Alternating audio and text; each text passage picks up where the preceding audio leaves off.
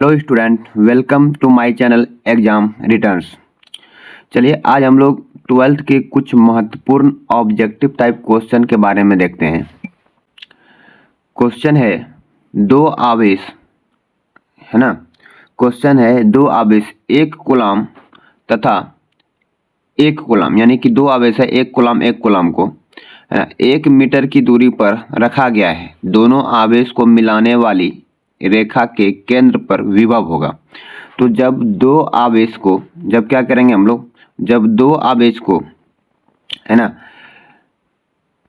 दो बिंदु पर रखेंगे, एक पर 1 कूलम और एक पर -1 कूलम को रखेंगे, है ना, तो उसके बीच वाले केंद्र पर जो विभव होगा वो कितना होता है, शून्य होता है। कितना होता है, 0, है ना। चलिए नेक्स्ट क्वेश्चन देखते हैं। नेक्स्ट क्वेश्चन है धारिता C के 3 संधारित्र श्रेणी क्रम में जोड़े जाते हैं तो तुल्य धारिता होगी। तो तुल्य धारिता कितनी हो जाएगी, इसका फॉर्मूला क्या होता है, C बराबर, अगर श्रेणी क्रम में जोड़ा रहे तो C/N। तो इसका आंसर कितना हो जाएगा, C/ कितना संधारित्र है, 3 संधारित्र, तो C/3। इसका आंसर हो जाएगा ऑप्शन नंबर C। चलिए नेक्स्ट क्वेश्चन को देखते हैं। नेक्स्ट क्वेश्चन है किसी धातु का परावैद्युतांक होता है। तो किसी धातु का परावैद्युतांक कितना होता है, धातु का अनंत होता है। अगर यही हवा का अगर पूछ देता तो हवा का परावैद्युतांक कितना होता है, 1। कितना होता है, 1 होता है। चलिए नेक्स्ट क्वेश्चन देखते हैं। समांतर पट्टिका की धारिता किस पर निर्भर करती है। समांतर पट्टिका की धारिता किस पर निर्भर करती है। तो समांतर पट्टिका का जो फॉर्मूला होता है वो क्या होता है, C बराबर ε0A/d। तो इसमें किस पर डिपेंड करेगा, मोटाई, पट्टिका की मोटाई पर नहीं। पट्टिका की मोटाई का चर्चा नहीं है इसमें। पट्टिका के द्रव्यमान नहीं, इसमें द्रव्यमान भी नहीं है। पट्टिका का घनत्व नहीं, इसमें किस पे निर्भर करता है, पट्टिका के क्षेत्रफल पर। किस पे निर्भर करता है, पट्टिका के क्षेत्रफल, यानी प्लेट के क्षेत्रफल पर। 3 नंबर क्वेश्चन से छूट गया था हमसे ना, 3 नंबर हो गया। चलिए ठीक है। नेक्स्ट क्वेश्चन है यदि किसी समांतर पट्टिका संधारित्र के पट्टिकाओं की दूरी आधी कर दी जाए तो उसकी धारिता कितनी हो जाएगी। अभी तुरंत मैंने फार्मूला देखा था, क्या फार्मूला था, फार्मूला था C बराबर ε0A/d। तो अगर हम लोग दूरी को आधा कर दें, दूरी को कितना कर देंगे, आधा कर देंगे, तो ये पलट के ऊपर चला जाएगा, यानी ये जो 2 है ये यहाँ पर आ जाएगा। यानी कि जैसे ही दूरी को आधा करेंगे तो इसकी धारिता 2 गुनी हो जाएगी। क्या हो जाएगी, 2 गुनी हो जाएगी, यानी 2 गुना बाहर जाएगा। तो ऑप्शन नंबर A इसका सही आंसर है ना। यदि किसी समांतर पट्टिका संधारित्र की पट्टिकाओं की दूरी आधी कर दी जाए तो इसकी धारिता कितनी हो जाती है, 2 गुनी हो जाती है। ऑप्शन नंबर A सही आंसर है। चलिए नेक्स्ट क्वेश्चन को देखते हैं। नेक्स्ट क्वेश्चन है किसी आवेशित गोले के आंतरिक बिंदु पर, किसी आवेशित गोले के आंतरिक बिंदु पर विद्युत विभव का मान होता है। तो कितना होता है, किसी आंतरिक गोले के किसी आंतरिक गोलीय खोल के आंतरिक बिंदु पर, गोलीय खोल की बात हो रही है ना। तो गोलीय खोल के आंतरिक बिंदु पर, यानी कि मान लेते हैं कि अगर कोई गोला है तो इसके अंदर में जो विद्युत विभव होगा वो कितना होगा। तो अंदर में विद्युत विभव इसका स्थिर रहता है। अगर हम लोग बाहर में इसके ऊपर में अगर कोई विभव दे दें तो बाहर में विभव देने पर क्या होता है, अंदर में चारों बगल बट जाता है समान मात्रा में। इसलिए इसका आंसर क्या हो जाएगा, ऑप्शन नंबर B स्थिर होता है। किसी आवेशित गोलीय खोल के आंतरिक बिंदु पर विद्युत विभव का मान स्थिर रहता है। चलिए नेक्स्ट क्वेश्चन देखते हैं। नेक्स्ट क्वेश्चन है किसी विद्युतीय द्विध्रुव के, है ना, किसी विद्युतीय द्विध्रुव के विद्युत क्षेत्र तथा विभव दूरी के साथ किस प्रकार परिवर्तित होती है। तो समझिएगा इसका फार्मूला जो होता है, क्या क्या होता है फार्मूला, हम लोग देखे हैं कि जब विद्युत क्षेत्र निकालते हैं ना तो इसका फार्मूला होता है K Q1 × Q2 बटे RQ में आता है। यानी कि इसका जो अगर विद्युत क्षेत्र की बात करें तो इसका क्या होता है, 1/R3, है ना।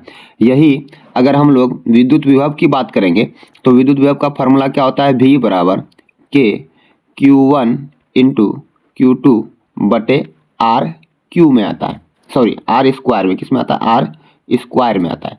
तो इसका जो आंसर हो जाएगा ऑप्शन नंबर कितना हो जाएगा, ऑप्शन नंबर क्या बोल रहा है, किसी विद्युत द्विध्रुव के विद्युत क्षेत्र तथा विभव में। तो विद्युत क्षेत्र तथा विभव, तो क्षेत्र में क्या होता है, Q होता है और इसमें इस बटे में स्क्वायर हो जाता है, तो ऑप्शन नंबर इसका डी हो जाएगा सही आंसर, है ना। चलिए नेक्स्ट क्वेश्चन को देखते हैं। नेक्स्ट क्वेश्चन क्या है, वह प्रक्रिया जिसमें एक क्षेत्र को किसी भी विद्युत क्षेत्र से मुक्त किया जाता है रूप में जाना जाता है। किसके रूप में जाना जाता है? देखिए कहने का मतलब ये है इसका कि अगर ऐसा क्षेत्र है जिसको विद्युत क्षेत्र से मुक्त किया जाता है, यानी कि कहने का मतलब ये है कि इसके अगर कोई गोलीय खोल है उसके ऊपर हम लोग कितना भी आवेश क्यों ना दे दें, अगर हम लोग गोलीय खोल के ऊपर कितना भी आवेश क्यों ना दे दें, तो इसके अंदर में जो विद्युत क्षेत्र होता है वो कितना होता है, वो शून्य होता है। और ये बताता है कौन सा, स्थिर विद्युत परीक्षण, यानी कि ऑप्शन नंबर सी इसका सही आंसर हो जाएगा। ऑप्शन नंबर सी इसका सही आंसर हो जाएगा कि वो प्रक्रिया जिसमें एक क्षेत्र को किसी भी विद्युत क्षेत्र से मुक्त किया जाता है, तो किस रूप में जाना जाता है, ये स्थिर विद्युत परीक्षण के रूप में जाना जाता है।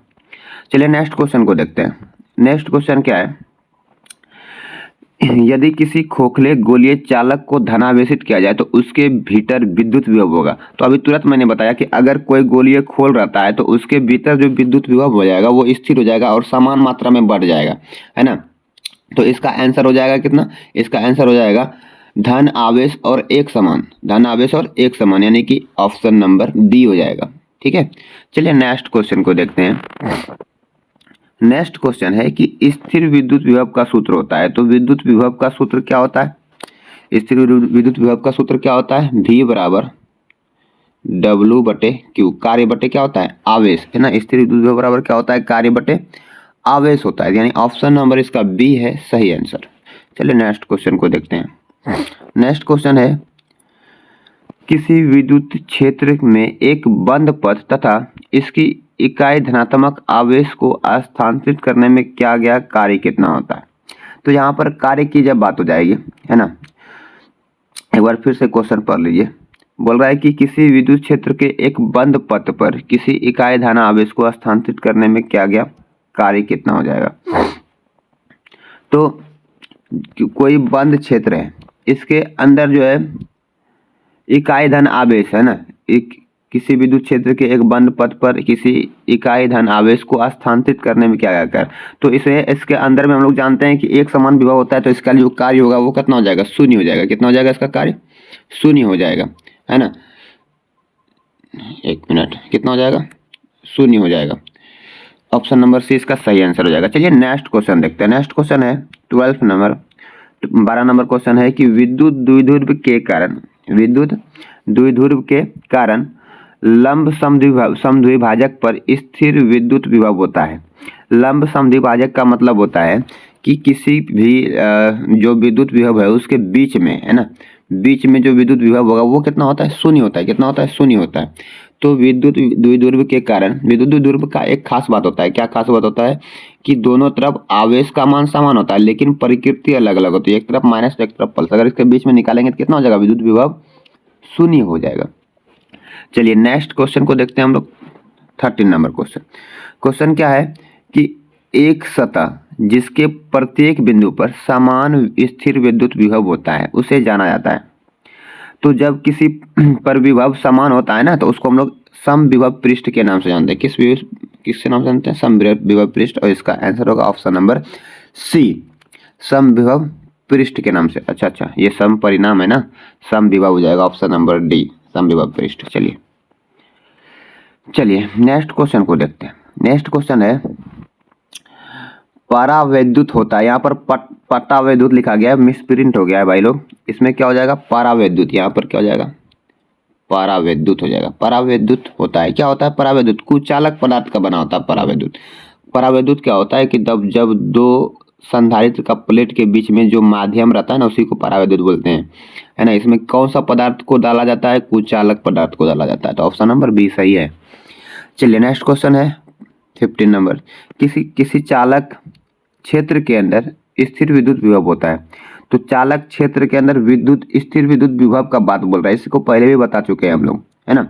तो किसी चालक क्षेत्र के अंदर विद्युत विभव का जो मान होता है वो क्या होता है, एक नियत होता है, मतलब सब जगह समान होता है। अभी तुरंत बताए थे ना कि अगर कोई चालक है तो इसके बाहर में अगर हम लोग विभव को देंगे, इसके बाहर में इलेक्ट्रॉन को रखेंगे, या फिर कोई धन आवेश देंगे तो ये अंदर में समान मात्रा में वितरित हो जाती है, जिससे क्या होता है, नियत होता है। विद्युत विभव क्या हो जाती है, नियत हो जाती है। चलिए नेक्स्ट क्वेश्चन को देखते हैं। नेक्स्ट क्वेश्चन है समांतर पट्टिका संधारित्र की धारिता तब बढ़ जाती है जब, तो कब बढ़ती है। नेक्स्ट क्वेश्चन क्या है कि समांतर पट्टिका संधारित्र की धारिता बढ़ जाती है जब पट्टिका का क्षेत्रफल बढ़ जाता है। अभी हम लोगों ने फार्मूला देखा था ना, फार्मूला क्या था, C बराबर epsilon naught A by D, यही ना समांतर पट्टिका संधारित्र का फार्मूला है। अब इसमें कब बढ़ेगा, जब या तो परावैद्युतांक पर आएंगे या फिर A का मान। तो A का मान यहाँ पर देखिए, A क्या है, क्षेत्रफल, तो क्षेत्रफल को बढ़ाना पड़ेगा, यानी कि ऑप्शन नंबर बी इसका सही आंसर है ना। समांतर पट्टिका संधारित्र की धारिता तब बढ़ती है जब पट्टिका का क्षेत्रफल यानी कि प्लेट का क्षेत्रफल बढ़ जाता है। नेक्स्ट क्वेश्चन क्या है, नेक्स्ट क्वेश्चन है एक समान विद्युत क्षेत्र में एक धनात्मक रूप से आवेशित कण को विरामावस्था से छोड़ा जाता है। विरामावस्था से छोड़ा जाता है क्योंकि विद्युत क्षेत्र एक समान है, क्योंकि विद्युत क्षेत्र क्या है, एक समान है। तो इसका आंसर हो जाएगा option number D, option number C घट जाती है क्योंकि आवेश विद्युत क्षेत्र के साथ चलता है। अब धनात्मक है, यहाँ पर विरामावस्था में अगर छोड़ देंगे ना तो इसका जो विरामावस्था में छोड़ने के बाद विद्युत ऊर्जा होगा, विद्युत ऊर्जा वो क्या होगा, घट जाएगा, है ना, क्योंकि आवेश विद्युत क्षेत्र के साथ चलती है। चलिए आगे क्वेश्चन देखते हैं। क्वेश्चन है आवेशों के संग्रह जिन पर योग शून्य नहीं है से बड़ी दूरी पर स्थित समविभव पृष्ठ लगभग होता है। तो कैसा होता है, आवेशों के संग्रह जिनका कुल योग शून्य नहीं है से बड़ी दूरी पर स्थित समविभव पृष्ठ लगभग गोला होता है। कैसा होता है, गोला होता है। नेक्स्ट क्वेश्चन है धनात्मक आवेश वाला एक सूचालक, धनात्मक आवेश वाला एक सूचालक, है ना। तो धनात्मक आवेश वाला जो सूचालक होता है वो पॉजिटिव भी हो सकता है, नेगेटिव, है ना, पॉजिटिव शून्य या नेगेटिव हो सकता है। उस पर जो विभव होगा वो कैसा होगा, पॉजिटिव भी होगा, शून्य भी होगा और नेगेटिव भी हो सकता है विद्युत विभव। तो इसका ऑप्शन नंबर डी सही हो जाएगा, यानी कि धनात्मक आवेश वाले का एक सूचालक जो है वह पॉजिटिव, शून्य या नेगेटिव विद्युत विभव पर हो सकता है। चलिए नेक्स्ट क्वेश्चन है निम्नलिखित में से कौन सा विकल्प सही है। एक समान विद्युत विभव के क्षेत्र में विद्युत विभव क्या होगा, हमेशा शून्य होगा, विद्युत क्षेत्र हमेशा शून्य होगा। क्यों होगा, मैंने पहले बता दिया था अभी कि एक समान कब होगा, जब हम लोग ऊपर में आवेश देंगे तो ऊपर में जैसे ये आवेश देंगे तो नीचे में विभव एक समान हो जाएगा। और हम लोग जानते हैं कि ऊपर में आवेश देने पर नीचे में जो विद्युत क्षेत्र होता है वो कितना होता है, शून्य होता है। तो इसका ऑप्शन नंबर बी हो जाएगा, विद्युत क्षेत्र कितना होता है, शून्य होता है। चलिए नेक्स्ट क्वेश्चन को देखते हैं। नेक्स्ट क्वेश्चन है धारिता C और विद्युत विभव V की 64 बूंद को मिलाकर एक बड़ी बूंद बनाई जाती है। तो यदि छोटे बूंद पर आवेश Q है तो बड़े बूंद की आवेश क्या होगी, तो बड़े बूंद का जो आवेश होगा वो कितना हो जाएगा, 4Q, कितना हो जाएगा, सॉरी 64Q, कितना हो जाएगा, 64Q, क्योंकि 64 बूंद है ना, और एक छोटे बूंद पर कितना है, Q आवेश है, तो 64 पर कितना हो जाएगा, 64Q। तो ऑप्शन नंबर डी इसका सही आंसर है, ऑप्शन नंबर डी इसका सही आंसर है। चलिए नेक्स्ट क्वेश्चन को देखते हैं। नेक्स्ट क्वेश्चन क्या है, नियत विद्युत विभव के क्षेत्र में विद्युत क्षेत्र, तो हम लोग क्या देखें कि जब विद्युत क्षेत्र नियत होगा, विद्युत विभव नियत होगा तो उसका क्षेत्र जो है वो शून्य होगा। साथ में क्षेत्र के अंदर कोई आवेश नहीं हो सकता, क्षेत्र के अंदर कोई भी आवेश नहीं होगा, यानी कि बी और सी दोनों सही है, यानी ऑप्शन नंबर डी सही है, बी और सी दोनों सही है ना। चलिए नेक्स्ट क्वेश्चन को देखते हैं। नेक्स्ट क्वेश्चन क्या है कि समांतर पट्टिका संधारित्र की पट्टिका यानी प्लेटों, है ना, समांतर पट्टी संधारित्र की प्लेटों के बीच को परावैद्युत, यहाँ पर लिखा है, क्या लिखा है, परावैद्युत से भर दिया जाता है तो निम्नलिखित में से कौन सी मात्रा नहीं बदलेगी। अब देखिए जब हम लोग किसी संधारित्र के अंदर कुछ परावैद्युत को भरते हैं तो परावैद्युत क्या होता है, कुछ अलग होता है ना। परावैद्युत को भरने पर संधारित्र पर जो है आवेश नहीं बदलेगा, क्योंकि जो है हम लोग जानते हैं कि संधारित्र जो है माध्यम पर निर्भर करती है, लेकिन उसके प्लेट पर जो आवेश है वो तो नहीं बदलेगा। तो इसका ऑप्शन नंबर ए हो जाएगा सही आंसर।